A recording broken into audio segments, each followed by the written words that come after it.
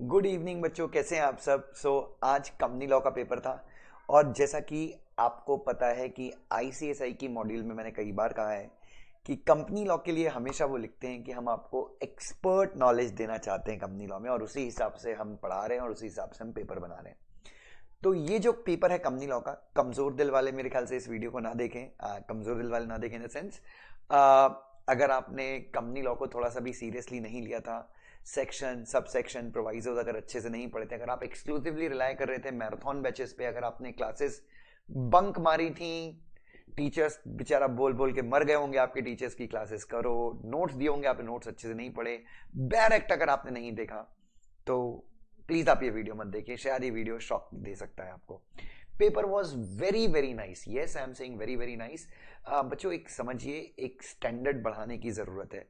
तो उस हिसाब से मुझे ऐसा लगता है कि पेपर बेहतरीन है, and as a teacher I really appreciate the paper. Please आप मुझे कमेंट करके बताइए आप क्या सोचते हैं इस पेपर के बारे में। Let's see section.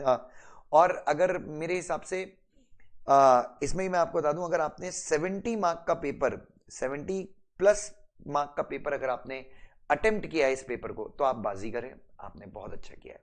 ठीक है। बाकी मैं उम्मीद करता हूं कि मेरे जो स्टूडेंट्स हैं या जो भी स्टूडेंट्स मुझसे बहुत ज्यादा टच में हैं, they must have attempted for very good marks. Let's see, but start करेंगे। सबसे पहले थे 5-5 मार्क के क्वेश्चंस थे। तो ये डिविडेंड चैप्टर से था। Failure to distribute dividend always attracts penalty, मेरे ख्याल से सेक्शन नंबर, मैं सेक्शंस आपको बता दूंगा कि कौन से सेक्शन से रेफर करता है। तो ये 127 है, तो अगर आप इसका लिखते तो ये शायद आ जाता। सेक्शन नहीं लिखा है तो कोई बात नहीं है। उसके बाद नीरज एक प्रैक्टिसिंग कंपनी सेक्रेटरी है। ओके, होली ओन सब्सिडरी को वो पेरेंट कंपनी के साथ मर्ज करना चाहते हैं, सेक्शन नंबर 233 से रिलेट करता है ये section. Then Rahul was appointed as director finance of listed company during his meeting with statutory auditor. उसने बताया कि सीएफओ एक चार्टर्ड अकाउंटेंट है और उसने ऑलरेडी फाइनेंशियल स्टेटमेंट को फाइनलाइज कर दिया है। He as well as board of director does not have any responsibility financial statement का के बारे में। रिस्पॉन्सिबिलिटी सेक्शन नंबर 129 एक बार आप देख सकते हैं बच्चों। और साइनिंग की बात नहीं हो रही है यहाँ पे मेरे हिसाब से। I don't think so they are talking about signing off financial statement. Now every holder of security may at any time nominate, section 72 nomination. उसके बाद Ranveer is the CFO of the company और उसने कुछ ऑब्जर्वेशन किए हैं। Internal auditor बिना देखे directly section 138 अगर आप पढ़ेंगे तो आपको इसका रेफरेंस मिल जाएगा। Transfer and transmission 56 plus table F, जो टेबल एफ है। अगर बच्चों प्लीज मैं आपको सेक्शंस बता रहा हूं, अगर आपने सेक्शंस नहीं लिखे तो भी कोई दिक्कत नहीं है, you are entitled for full marks. ठीक है, आपने अगर ये भी लिखा हो कि एज पर रेलिवेंट प्रोविजन, तो भी आपका आंसर बिल्कुल सही होगा। ठीक है। उसके बाद अगर आपने चार्ज रजिस्टर नहीं किया, non filing of particulars of charge, मतलब सेक्शन 77 हो गया, आपने सेक्शन 77 के हिसाब से अगर आपने चार्ज नहीं किया तो charge shall be void against the company. तो आपको ये बताना है, तो ये स्टेटमेंट बिल्कुल सही है, कोई प्रॉब्लम ही नहीं है। देन यस, ये क्वेश्चन मैंने ऑलरेडी देखा हुआ है और ये क्वेश्चन डायरेक्टली एलओडीआर का है, बट कंपनीज एक्ट में भी इसका थोड़ा बहुत आपको सोल्यूशन मिल जाता है। तो आई होप कि आपने ये क्वेश्चन, तो 3 मार्क का क्वेश्चन उन्होंने एलओडीआर से लिया है कंपनीज एक्ट के पेपर में। उसके बाद अमृता जो है वो डायरेक्टर, उन्होंने रिजाइन कर दिया है, लेकिन वो कंपनी की शेयर होल्डर रहती है। She now wants to inspect the minutes of the board meeting in which she had attended during her tenure, secretarial standard 1। वहां पे आपको आंसर मिल जाएगा, बिल्कुल वो कर सकती हैं चेक, कोई प्रॉब्लम नहीं है। नाउ ये क्वेश्चन काफी ट्रिकी था। क्वेश्चन अगर आप देखें तो उसने पहले क्या बोला, ए बी सी डी जो है वो ग्रुप इन्वेस्टमेंट कंपनी है। ए ने बी में इन्वेस्ट किया है, बी ने सी में इन्वेस्ट किया है, सी ने डी में इन्वेस्ट किया है, ऐसा करके कुछ क्वेश्चन है, एक के नीचे एक इन्वेस्टमेंट करते गए। तो ये क्वेश्चन 186 जो लोन्स एंड इन्वेस्टमेंट है वहां से हो सकता है, बट इसका ज्यादा अच्छा आंसर मेरे हिसाब से, अगर मैं सही हूं तो, कंपनीज रेस्ट्रिक्शन और नंबर ऑफ लेयर्स वाला जो रूल्स है बच्चों, वहां पे वो 2 लेयर्स ऑफ सब्सिडरीज वाला जो है ये वहां पर आएगा बच्चों। तो ये वैसा आप आंसर देख सकते हैं। मैं कंक्लूजन कोशिश करूंगा ना बताऊं। उसके बाद ये क्वेश्चन है, ये सेक्शन 180 से रिलेट करता है। कुछ पावर्स जो बोर्ड ऑफ डायरेक्टर्स के उसमें नहीं है, अधिकार क्षेत्र में नहीं है, जनरल मीटिंग में स्पेशल रेजोल्यूशन पास करके एक्सरसाइज होगी, तो डायरेक्टली आपको थोड़ा सेक्शन का रेफरेंस देते। आपका इसमें टाइम बहुत गया होगा, it would have taken lot of time. Public limited company अपने कौन कौन से तरीकों से अपने सिक्योरिटीज को इश्यू कर सकती हैं पब्लिक लिमिटेड कंपनी, सेक्शन 23 में क्लियरली तरीका दिया गया है। बट सेक्शन 23 के अलावा आप ये भी लिख सकते हैं, ईसॉप भी लिख सकते हैं, स्वेट इक्विटी शेयर्स भी लिख सकते हैं, तो आप लिख सकते हैं। बट सेक्शन 23 मेरे ख्याल से वुड सफाइस। उसके बाद ये कंपनी के नेट प्रॉफिट है, ठीक है, और उनको 1 करोड़ का प्रॉफिट फॉरेन की सब्सिडरी से मिला था, जिसके ऊपर जो भी है बच्चों ये 135 और CSR रूल्स में इसका क्लियर आंसर है, मेरे ख्याल से आपने लिखा होगा। हांगकांग कंपनी के ऑर्डिनेंस के हिसाब से 3 टाइप की कंपनी बता दीजिए, तो ये तो रट्टा मारी है बच्चों, वो फॉरेन वाला जो है, तो आई होप आपने इसका भी आंसर लिखा होगा। फिर एक उन्होंने रेजोल्यूशन ड्राफ्ट करने के लिए पूछा था 5 मार्क का, बट एक मिनट ना, resolution also state the type of meeting and kind of resolution. So specimen resolution बनाना है for allotment of sweat equity shares to chairman and managing director. तो कंपनी अपने चेयरमैन और मैनेजिंग डायरेक्टर को क्या करना चाहती है, स्वेट इक्विटी शेयर, तो आप सबको पता है सेक्शन 54 में बताया गया है। जनरल मीटिंग में स्पेशल रेजोल्यूशन के द्वारा आप दे सकते हैं, देन आपको यहाँ पे स्पेशल रेजोल्यूशन प्राप्त करना है। उसके बाद कुछ ये डिविडेंड रिजर्व से देने की कोशिश कर रहे हैं, तो companies declaration of reserve rules 2014 plus section number 123, उसके हिसाब से आप इसको सॉल्व कर सकते थे, इजी क्वेश्चन था। उसके बाद नेटवर्थ 51 करोड़ का है कंपनी का, टर्नओवर 400 करोड़ का है, ठीक है, कंपनी डिपॉजिट लेना चाहती है। So answer the following question. तो बच्चों कंपनी कितना डिपॉजिट ले सकती है, companies acceptance of deposit rules 2014 में बताया है। तो पब्लिक से कितना ले सकती है एलिजिबल कंपनी, आप सबको पता होना चाहिए, तो ये आंसर। उसके बाद क्या है भाई, ठीक है, तो ये क्वांटम ऑफ मनी, तो डिपॉजिट से रिलेटेड क्वेश्चन है, तो उन्होंने 5 मार्क का डिपॉजिट से ही पूछा है, अच्छा है। उसके बाद क्या है बच्चों, अगर अगला आप क्वेश्चन देखें तो the next question if you see, ठीक है, तो बिजनेसमैन है जो he is acting as a director in 5 companies और वो CMD बनना चाहता है in several business, multiple business. अगर मैं गलत नहीं हूं तो सेक्शन नंबर 203 में इसका आंसर मिल सकता है, प्लस इससे जो रिलेटेड रूल्स हैं, अपॉइंटमेंट ऑफ की मैनेजर पर्सन वाले रूल्स हैं, आपको ये वहां पे मिल जाएगा इसका आंसर। और उसमें वो क्राइटेरिया भी है कि 2 कंडीशन अगर आप मीट करते हैं और कंपनी अगर सेवरल बिजनेस करती है तो सेम पर्सन जो अपॉइंट हो सकते हैं। उसके बाद कंपनी सेक्रेटरी मास्क लिमिटेड है, उसकी अनलिस्टेड सब्सिडरी है, क्या एक इंडिपेंडेंट डायरेक्टर अपॉइंट हो सकता है, section 149, sorry I am really sorry, independent director कौन सी कंपनीज के ऊपर एप्लीकेबल था, 149 नहीं है ना, तो आपको ये बताना है। ओके, उसके बाद इसमें और भी कुछ ऐड किया है, can the wife of director can take up the role of independent director for the above director, मतलब डायरेक्टर की रिलेटिव बन सकती है क्या इंडिपेंडेंट डायरेक्टर, वो भी पूछा है। तो 149 में आपने जो इंडिपेंडेंट डायरेक्टर का एक तो क्राइटेरिया वाला यूज हो जाएगा आपका इंडिपेंडेंट डायरेक्टर का, और दूसरा कि कौन सी कंपनीज को इंडिपेंडेंट डायरेक्टर अपॉइंट करना होता है। उसके बाद ये अच्छा क्वेश्चन पूछा उन्होंने, एक जनरल मीटिंग थी जिसमें 6 शेयर होल्डर प्रेजेंट थे और मीटिंग चेयरमैन ने खुद से एडजेंट कर दी, ठीक है, नेक्स्ट वीक, क्योंकि जो इंपॉर्टेंट मेंबर था वो प्रेजेंट नहीं था। तो ऐसा कोई प्रोविजन है क्या कि अपनी इच्छा से, आप अपनी इच्छा से तब एडजेंट करते हो जब मीटिंग में डिसऑर्डर हो, वो भी कुछ घंटों के लिए, ठीक है, तो उसके ऊपर अपने को क्वेश्चन देना है।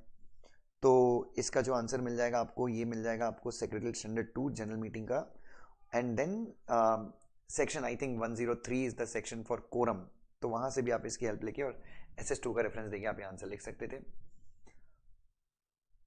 एडजन मीटिंग के लिए फ्रेश नोटिस की जरूरत कब होती है, SS2 में बताया है, ठीक है।